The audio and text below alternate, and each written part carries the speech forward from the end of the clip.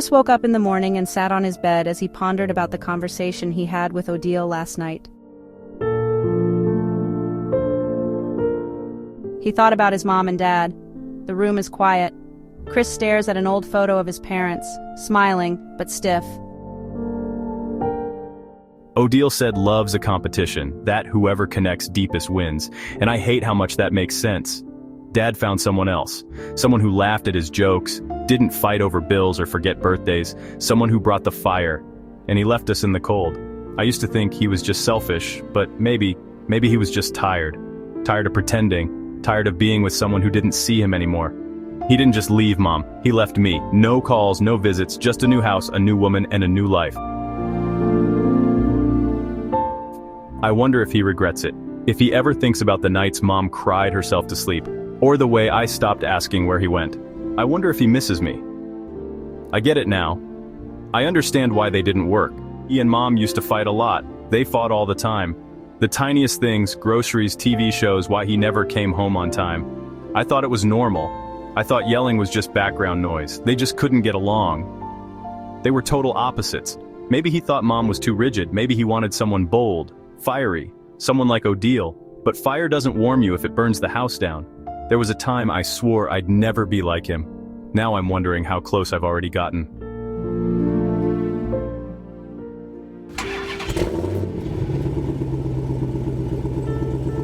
He puts the car in gear, pulls out slowly. He thought about Sophie. He would never want to hurt her the way his dad hurt his mom. He saw her upset when he didn't tell her about Odile. He calls Sophie.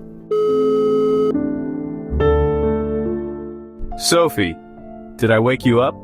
No, I was up early. Are you doing okay? I'm sorry I made you upset yesterday. Yeah, I was upset yesterday. I feel better now. You? You sound different today, like you're down. Are you okay? I'm doing good, Sophie. What's your plan today? School is starting soon, so I might take Skylar out to Target to get some school supplies and some clothes. Do you want to come with us? I can drive you there if you want. Sure, if you're up to it. What time you want to go? I'm ready to go whenever you are. I'll need to get Skylar ready, though. Maybe 10 minutes. I'm about 15 minutes away. I'll see you soon. Okay, Chris. See you soon.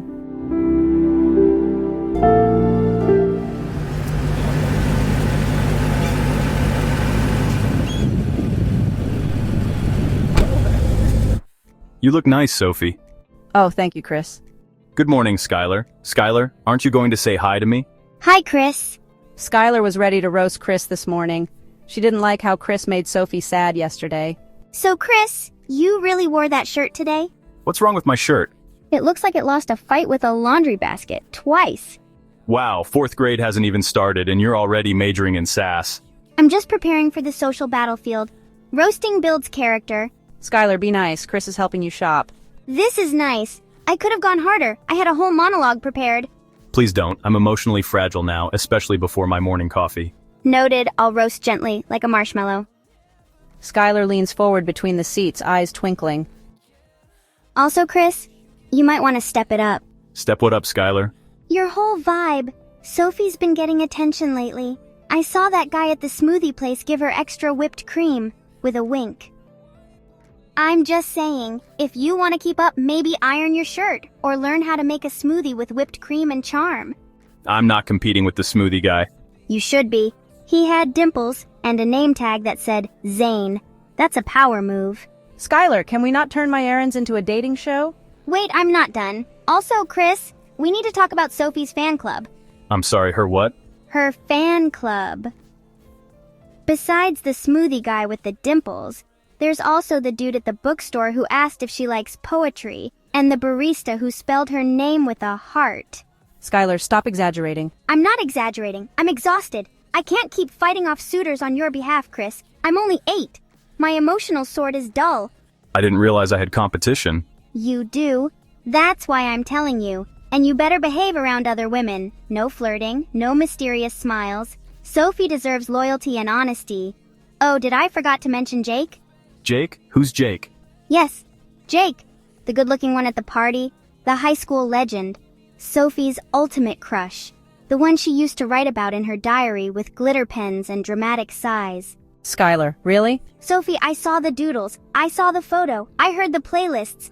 Jake was the dream, tall, confident, Probably smelled like cologne and varsity ambition. Jake? Wait a minute. Is this the Jake I met at the 4th of July party? Yep, and now he's not just back, he's making moves. He messaged Sophie, said he's always wondered what might have been.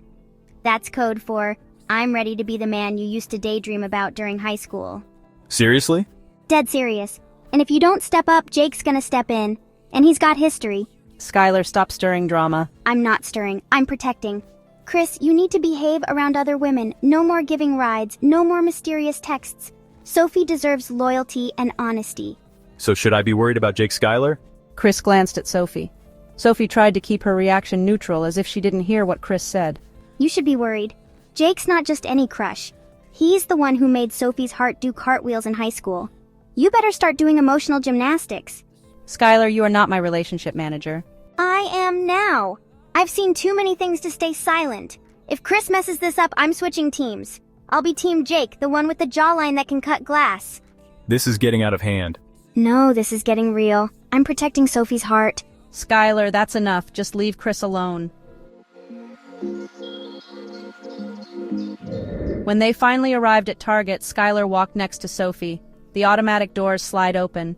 Skylar steps in first, sunglasses on, chin up, strutting like she's entering a runway instead of a retail store. Sophie and Chris follow behind, trying to keep up. Let's do this! 4th grade glow-up begins now. She walks straight to the cart section and pulls out a big red cart. Oh, I love the smell of Target. It's so inviting. Don't you think so, Sophie? You say that every time we come here, Skylar. Hey, let's start with the clothes section. Oh wow, when I was your age they didn't have clothes like these, Skylar. Why don't you check out the tops first, Skylar? See if there's something you like. While Skylar shops, Sophie went to look at some shirts hanging on the rack. Chris stands nearby, half engaged, scrolling through his phone. It buzzes. A message from Odile pops up. Hey handsome, still waiting on that lunch date confirmation. Don't leave me hanging. Chris's thumb hesitates over the screen. He hasn't replied to her last message and now she's following up. His stomach tightens. Sophie stepping closer with a hoodie. This color would look amazing on you. Chris jolts slightly, quickly locking his phone and stuffing it into his pocket like it was radioactive. Oh yeah, that's a good shade. Very hoodie-ish. Sophie gives him a look. Is you okay? Totally. Just distracted by all the fashion statements. Skylar pulls out a band shirt with Metallica on it. Yay or nay? It depends. Do you like that band, Skylar? You know when you wear a shirt like that, you better know a couple of their popular songs because people are going to ask you what's your favorite song from Metallica. It's like wearing an I Love Paris shirt when you haven't been there. Well, I don't care. I'm just following the fashion trend so I can blend in with the other 4th graders. Chris forces a laugh, but his mind is elsewhere. Odile's message is still fresh, pulsing in his pocket. He glances at Sophie, her smile, her ease, and guilt flickers across his face. Chris is in a dilemma whether or not to tell Sophie that Odile invited him to lunch. He really doesn't want Sophie to get hurt and he doesn't want to deal with any drama today, as Skylar went to look for more tops. Sophie opened the conversation about last night. I didn't sleep well last night. I sat on my balcony and was hoping you'd call me. You must have been tired and fell asleep. I was gonna call you, but, yeah, I fell asleep. Chris didn't want to mention about his late-night conversation with Odile. He didn't want to make her jealous and upset, more so if she knew about Odile's real intention. Odile said she didn't care if Chris was taken, she would pursue him to win his love. May the best woman win, she said. Chris thought he'd ask her what she did last night. Sophie, you were up the whole night last night? Yeah, I couldn't sleep. So what did you do last night when you couldn't sleep? Well, I thought about you and me. Sophie smiled at Chris. She didn't want Chris to know that Jake called her last night. If she told him, he would know that Jake was the friend that sent her the picture of Odile and him. She didn't want Jake to get in trouble with Chris because of her. Sophie, what do you think of this glitter tube top? Skylar holds up a glittery rhinestone-studded tube top, eyes gleaming. Skylar, you're getting clothes for school. Not a music video for the remake of the movie Glitter. Well, picture this. Glitter tube top, silver hoops, and those distressed short shorts with the frayed edges. First day of school, I walk in like, bam! Bam?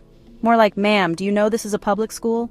It's called fashion, Sophie. I'm curating a vibe. It's bold. It says I'm confident, I'm fun, I'm... One hallway away from a dress code violation. You don't get it. It's what the popular girls wear in school. With a glitter crop and denim underwear? They're shorts! They're a suggestion, blink and they disappear. I'll wear a jacket. Unless it's a trench coat, you're still one rhinestone away from being escorted to the principal's office. You're just jealous I have vision. I have vision. That's why I'm seeing you grounded in the near future, Skylar. Why don't you just get clothes meant for a 9-year-old? Skylar, you're coming to 9. You want to dress like a teen. I think you've been watching too much music videos on TikTok or YouTube. Besides, you're going to give mom and dad a heart attack. Do you think mom's going to take you to school wearing a tube top and short shorts? Ugh, I hate it. I can't buy the clothes I like. I'm going to be bullied if I wear a unicorn shirt, you know. You don't have to get a unicorn shirt, just something cute that doesn't scream finger painting. Okay. While Sophie was talking to Skylar, Chris went behind a clothes rack trying to respond to Odile's message. Chris crouches slightly, shielding his phone.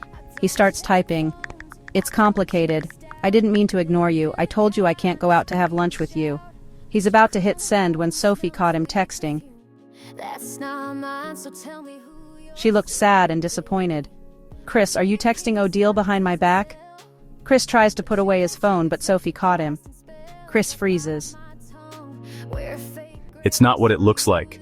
Really? Because it looks like you're texting the girl who asked you out while we're shopping for Skylar's school clothes. She wanted to buy me lunch to thank me for the ride, but I told her I can't unless I take you with me. That's the truth, Sophie. I didn't say yes. Why didn't you just shut it down, Chris? You left the door open, and now you're hiding behind a rack to keep it from me. You're more worried about hurting her than being honest with me. You're protecting her feelings, at the cost of our relationship, at the cost of this moment, with me and Skylar. If you have to hide to respond, then you already know it's wrong. She turns and walks back towards Skylar, who didn't know what just happened. Chris stays behind the rack, surrounded by back-to-school signs and everything he's jeopardizing. Skylar, we have to go. Let's go to the checkout. You want all these, right? Ready? Yes, I am Sophie. While in Chris's car, Sophie was quiet, and so was Chris. Skylar noticed it. Are you guys fighting again? What happened, Sophie? No, we aren't, Skylar. I'm just tired. I didn't sleep much last night. in winter's frost. I think when we get home, I'm going to take a nap. How about Chris? Chris is going home after sending us home, Skylar. So he's not spending the day with us? No, he's not. It burned my hand. Chris looked at Sophie. He knew Sophie was very upset. She turned her face away from him to avoid eye contact, trying to hold her tears back till she gets home. Chris, can you put on some music? Sure, Skylar. It doesn't Do you want something to eat, Skylar? How about you, Sophie? Sophie gestured no. behind us. Yes, please. Can we stop to get some ice cream, Chris? Sure, Skylar. What flavor? The vanilla-flavored ice cream coated with thick chocolate, Chris. Please. Here you go, Skylar. Thanks, Chris. The clock keeps ticking, mocking time. Its echo plays. When they arrived, Sophie got out from her seat quickly as if she couldn't get out of there fast enough. Chris waited inside his car, watching Sophie intently, looking for a sign from her to invite him in. Sophie walked straight towards the front door without turning to look at Chris. Chris knew that look. It was the "don't talk to me right now" look. He felt guilty for hurting Sophie again, for not telling her about Odile. Now he just made the hole bigger for himself and buried himself deep in it. He thought he'd call her later and hope she'll want to talk to him and forgive him. Sophie walks straight toward her room. Her face is blank. No tears, no outburst, just silence. Twice. She shakes her head almost in disbelief. He got caught twice. Her eyes are dry, but her heart is loud. The ache isn't new. It's just quieter now. He didn't lie well. He didn't hide well. And still, he tried. She doesn't cry.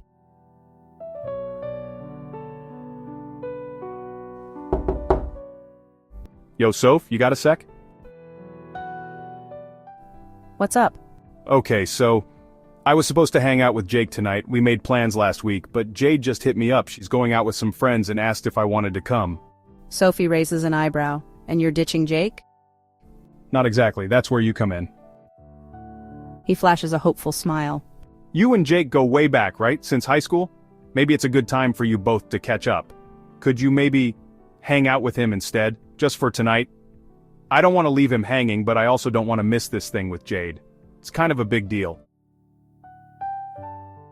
You want me to be your Jake substitute? Not like that, just keep him company. Grab a coffee, talk about books, whatever you two used to do. He likes you. You're easy to talk to. Sophie sighs, glancing back at her room. Fine, but you owe me, big time.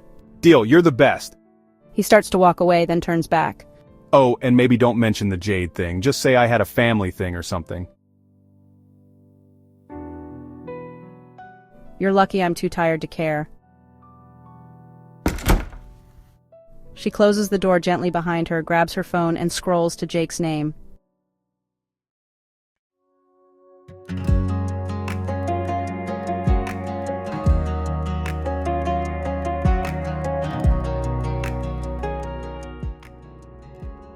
Sophie enters, spotting Jake at a corner table.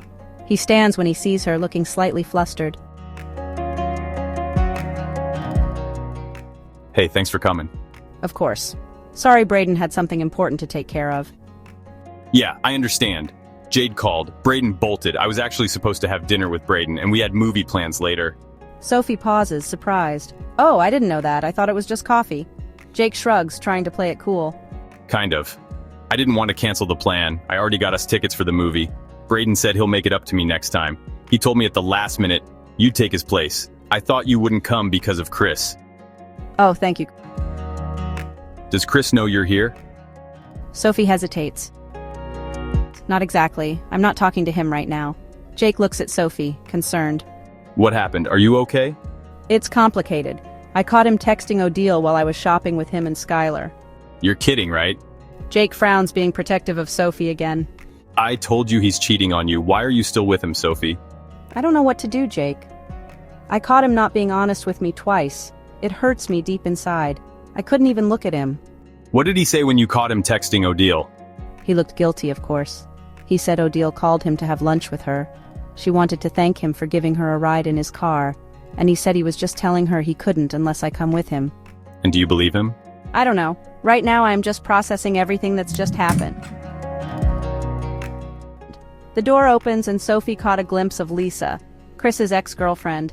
Becca, her best friend, standing next to her. They both gave the same snarky smile when they met her at Target with Chris last time. Lisa glanced at Sophie, then Jake. They seemed intrigued to see Sophie and Jake together without Chris. Do you know those girls? Yeah, that's Chris's ex-girlfriend Lisa and her best friend Becca. Oh boy, guess Chris is going to get news from her very soon, I'm sure. I don't care anymore. If Chris believes what his ex-girlfriend tells him, then maybe this relationship isn't strong enough for us to hold on to. Jake looks at Sophie. She looked like she had lost hope in Chris and her. You know what? It's funny how for the first time today I felt I can breathe. I've got so much emotions bottled up about Chris and Odile. I'm sorry to spill it all on you, Jake. Sophie looks down at her drink, feeling sad. Jake took her hand and held it softly while he gazed at her. Don't be sorry, Sophie. You can spill it all out on me. You have my shoulder to cry on anytime you need it. You know that. Lisa glanced at Sophie and Jake again. She noticed Jake holding Sophie's hand. She felt hopeful that Chris will come back to her this time.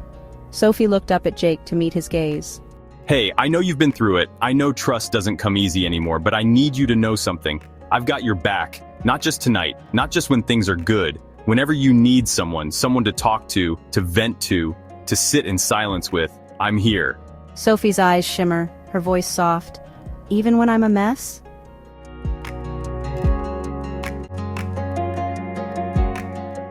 Jake smiles, brushing his thumb gently across her knuckles. Especially when you're a mess. You don't have to hold it all together for me. I'll hold space for you always. Sophie swallows hard, emotion rising. No one's ever said that to me before. Jake leans closer, still holding her hand, his gaze locked on hers. Then let me be the first, because you deserve that. You deserve someone who stays. Sophie nods, her heart cracking open just a little more. Why don't we go somewhere else for an early dinner, then head to the movies after that? We can go to the burger place 1 block down from here called Johnny's. I don't want you to feel you have to look over your shoulder every time Chris's ex-girlfriend turns her head to look at us. That's a great idea, Jake. Jake got up first and held Sophie's chair for her before they walked out together. Lisa watched them like a hawk as they left the cafe.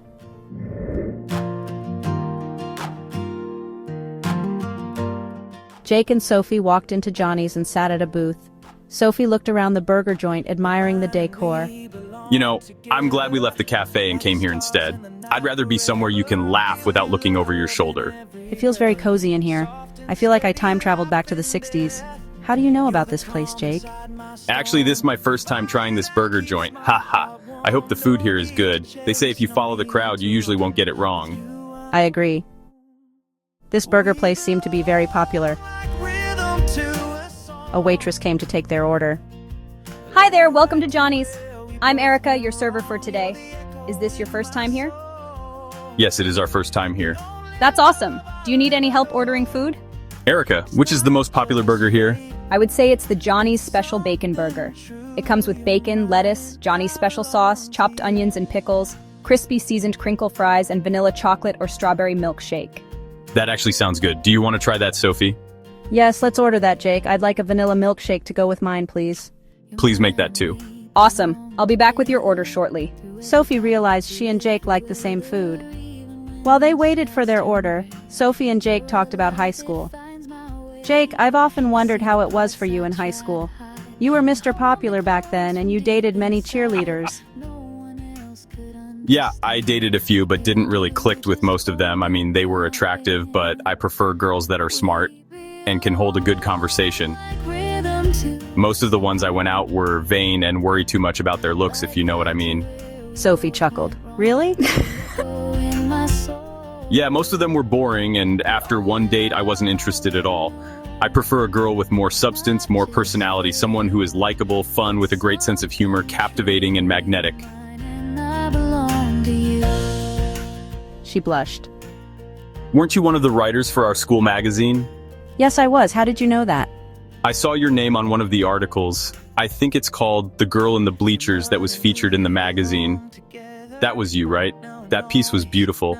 I remember reading it and thinking, whoever wrote this sees people in a way most don't. Sophie blushes, caught off guard. I just wanted her to feel seen. She reminded me of me, honestly, watching everything, saying nothing, hoping someone noticed. You made her unforgettable, and now I find out the writer was you. That's wild. Guess I've been hiding in plain sight. Jake smiles, eyes locked on hers. Not anymore. You're such a good writer, Sophie. You're very talented. I'm serious. Sophie blushed. Aw, thank you, Jake. Their food arrived. Thank you. Jake and Sophie ate their bacon burger. They chatted and they laughed. Time went by quickly. You're mine and we belong together, like the stars in the night forever. I feel your love in every breath, soft and steady, life and death. You're the calm inside my storm, the fire that keeps my heart warm. No need to chase, no need to roam. With you I'm already home. We belong like rhythm to a song, like right to where we both went wrong. You're the echo in my soul, the only love I'll ever know. It's not just... I'm so glad I decided to go out and catch up with you today. Thank you so much for the wonderful dinner, Jake. My pleasure, Sophie. I'm glad you're having a great time. I hope it takes your mind off Chris and Odile for a while. Yeah, it did. By the way, what time is the movie, Jake? It's at 6. Luckily, it's just close by. We better go now. Jake and Sophie left Johnny's. Jake glanced at the traffic, then turned to Sophie with a soft smile. Let's cross here. He reached for her hand. Sophie felt the warmth of his touch, the calm in his presence. He didn't say much, but the way he guided her across, watching the cars, keeping her close, spoke volumes. She glanced up at him mid-step. He caught her looking and flashed that smile, the one that made her forget everything else. And just like that, a simple walk across the street felt like the beginning of something real. There was something about the way he walked beside her, steady, relaxed, like he'd protect her from anything without making a show of it. She glanced at him as they strolled under the soft glow of streetlights. His jawline caught the light, his eyes scanning the sidewalk with quiet confidence. He was her Prince Charming, not the kind from fairy tales, but the kind who knew how to listen, how to show up, how to make her laugh when she didn't want to. Jake caught her looking. His lips curled into a slow, knowing smile, one that made her stomach flip and her heart flutter. We belong together, now and always, now and ever. Do you want a snack, Sophie? Oh no, thank you, Jake. I'm stuffed. What movie are we watching? The one with Liam Neeson and Pamela Anderson. I hope it's good. I saw the trailer. I'm sure it's entertaining and funny. Rhythm to a song. Jake and Sophie found their seat. Perfect timing, it's just starting. The lights dimmed and the screen flickered to life. The world around them faded. Just the two of them, side by side, eyes locked on the chaos unfolding in front of them. Police squad has always been the elite of the elite. You, Frank, are the best of the best. It's something. Thanks. Every ridiculous gag, every absurd punchline had them laughing together, sometimes loud, sometimes breathless. Sophie's laugh spilled out first, and Jake's followed like it was chasing hers. He glanced at her mid-laugh, eyes soft, lips curled in amusement. Not just at the movie, but at her. And in that moment, it wasn't the film that had his attention, it was her. He watched her every move, quietly captivated. The way she tucked her hair behind her ear, the way her eyes flickered with thoughts she didn't say out loud. Jake saw it all. He was smitten, no question, but he didn't reach for more. Not yet. He knew Sophie still has unresolved conflict with Chris. So he held back, not out of fear but out of respect. He'd wait. Not because he had to, but because she deserved someone who wouldn't rush her into something she wasn't ready to feel. Jake wasn't going anywhere. He'd be there when she was sure. They glance at each other. Sophie's eyes are bright, cheeks flushed from laughter and milkshake sugar. You're kinda glowing like a woman who's eaten exactly the right amount of fries. That's the most romantic thing anyone's ever said to me. Chris tried to call Sophie, but her phone was on Do Not Disturb mode, so he sent Sophie a message. Sophie, I'm sorry that I hurt you. I should have been more honest and told you about Odile. You were right. I should have just shut it down, but I didn't. Please talk to me. I love you.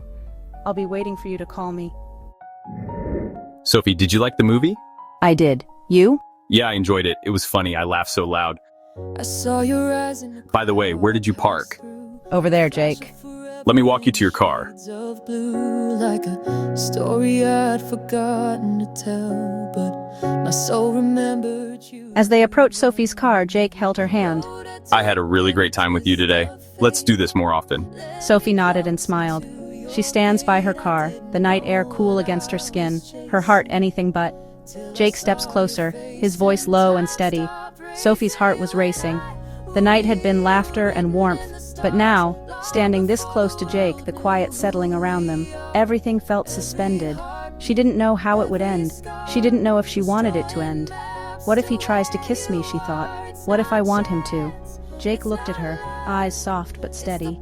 He could feel the pull between them, the way her breath hitched, the way her gaze lingered on his lips. But he didn't move. Not yet. He knew Sophie was still sorting through the pieces right now, and he wasn't here to add any pressure to Sophie about her situation with Chris. So he held back, but not without honesty. You're making it really hard for me not to kiss you right now. Sophie's breath caught, her eyes met his wide and searching. I understand that you're going through a tough time right now with Chris. I won't rush you into anything you don't want to do, Sophie, so I won't. Not until you're sure. Not until it's something you want with both hands. Not just a flicker in the dark. I'm not asking for promises. Just a little space in your world. Even if it's messy. Even if it's slow. The stars, long before the world knew who we are. Every heartbeat, every scar was drawn.